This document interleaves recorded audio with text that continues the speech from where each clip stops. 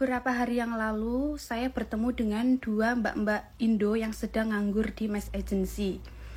Mereka berdua memiliki kasus yang berbeda. Yang pertama, dia diputus kontrak oleh majikan. Yang satunya lagi, dia yang meminta putus kontrak karena terkait dengan pekerjaan. Di sini saya tidak akan bahas tentang mbak-mbak yang meminta putus kontrak ya. Saya akan bahas mbak-mbak yang diputus kontrak oleh majikan. Jadi mbak-mbak yang diputus kontrak oleh majikan ini adalah mbak-mbak yang baru datang dari Indonesia. Ya, dia bukan ex, dia benar-benar masih baru. Bahkan dia belum sempat membayar Cina Trust untuk yang pertama kalinya, ya. Karena belum ada 1 bulan dia kerja, dia sudah diputus kontrak majikan dengan alasan pasiennya sekarang berada di rumah sakit di ICU. Jadi belum tahu pasiennya meninggal atau tidak, tapi dia sudah dikembalikan ke agensi. Saya mau bahas dulu tentang pemutusan kontrak ya. Seperti yang kita tahu bahwa pemutusan kontrak sepihak itu jelas merugikan bagi salah satu pihak, baik itu dari pekerja migran maupun dari majikan.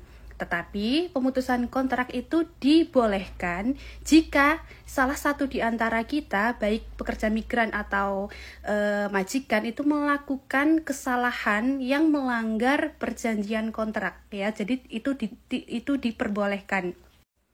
Tapi jika kita sebagai pekerja migran merasa bahwa kita tidak melakukan atau kita tidak melanggar aturan kerja, jika kita mengalami pemutusan kontrak sepihak dari majikan dengan alasan tertentu, kita berhak untuk tidak buru-buru tanda tangan pemutusan kontrak. Seperti yang kita lihat ya, kasus mbaknya ini, mungkin dia karena masih baru, masih belum ada pengalaman, bahasanya juga saya rasa masih sangat terbatas ya. Jadi mungkin dia oke-oke aja langsung tanda tangan pemutusan kontrak, padahal dia tidak atau dia belum memastikan kepada agensinya apakah ada job pengganti atau job ready atau tidak. Dan ternyata tidak. Kenapa? Karena dia dipulangkan dan kemudian dia tinggal di Mes Agency. Saya yakin ya, mbak-mbak yang baru datang dari Indo pasti dia memiliki kondisi keuangan yang kurang baik, jelas ya, dia tidak membawa banyak uang.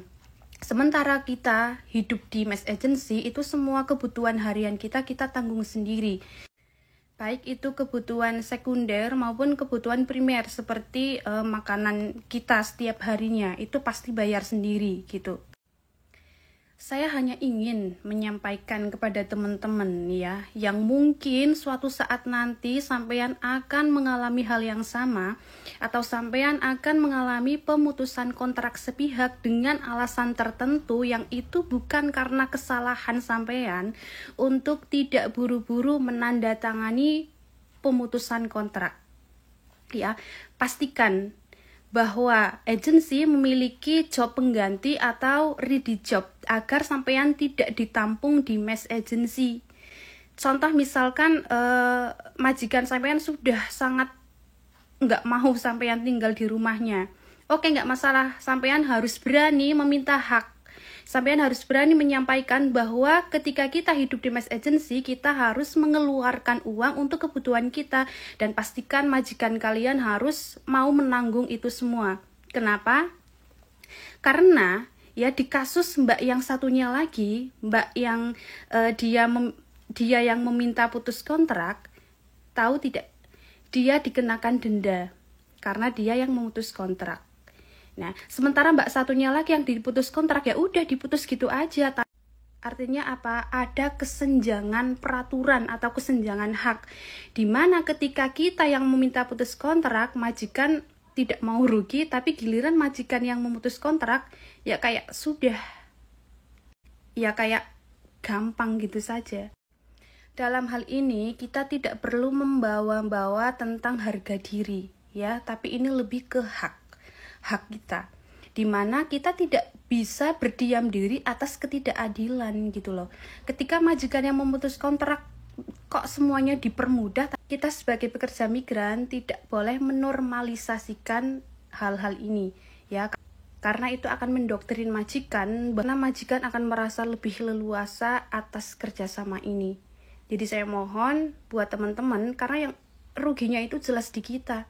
Itu mbak-mbak kemarin itu sampai bilang, sampai uangnya itu sudah sangat menipis gitu loh. Sementara sampai saat ini agensi dia itu belum memberikan kepastian kapan dia akan mendapatkan job. Lah terus kalau tiba-tiba kita nggak punya salah apa-apa, tiba-tiba dipulangin mendadak itu gimana? Oke, kita bahas ya Mbak. Yang pertama saya ingin bertanya terlebih dahulu, sampean sudah tanda tangan pemutusan kontrak atau belum? Kalau sudah, berarti ya sudah selesai. Ya, sudah tidak ada lagi yang perlu dibahas. Kenapa? Karena jika sampean sudah menandatangani surat pemutusan kontrak, artinya sampean sudah tidak terikat apapun dengan majikan. Artinya perjanjian sampean dengan majikan itu sudah selesai. Tapi kalau sampean belum menandatangani surat pemutusan kontrak, sampean harus bertanya kepada majikan atau mungkin agensi ya, alasan kenapa majikan sudah tidak mau memakai jasa sampean lagi. Sampean harus tahu alasannya apa. Kenapa? Karena sampean harus memastikan bahwa pemutusan kontrak ini itu tidak terjadi karena kesalahan sampean. Kita sebagai PMI wajib tahu alasan majikan sudah tidak mau lagi menggunakan jasa kita itu karena apa. Karena alasan majikan pribadi atau karena terkait dengan kinerja kita. Kita harus tahu. Kalau karena alasan pribadi majikan, biasanya alasan klasik majikan memutus kontrak pekerja migran itu biasanya yang pertama itu karena pasien sudah sembuh, jadi mau dirawat sendiri. Kemudian alasan yang kedua adalah kondisi keuangan atau finansial majikan sedang tidak baik-baik saja. Kenapa saya katakan kita wajib tahu alasan majikan? Itu karena kita harus memastikan bahwa pemutusan kontrak ini itu tidak akan menyulitkan kita dalam pencarian job berikutnya. Kenapa? Karena kita harus memastikan bahwa kita tidak memiliki record yang buruk, bad history gitu loh, catatan yang buruk tentang kita. Karena yang ditakutkan nanti setelah ini kita akan mendapatkan majikan yang kritis gitu loh. Dalam artian dia tidak hanya melihat dokumen kita, tapi riwayat pekerjaan kita gitu loh. Anak kerja belum ada 3 tahun, tapi kok sudah pindah majikan, apakah pasien meninggal, begini-begini. Itu pasti ada seperti itu. Dan biasanya majikan itu juga pintar menerka. Ada 3 tahun kok sudah pindah majikan, ada apa dengan anak ini?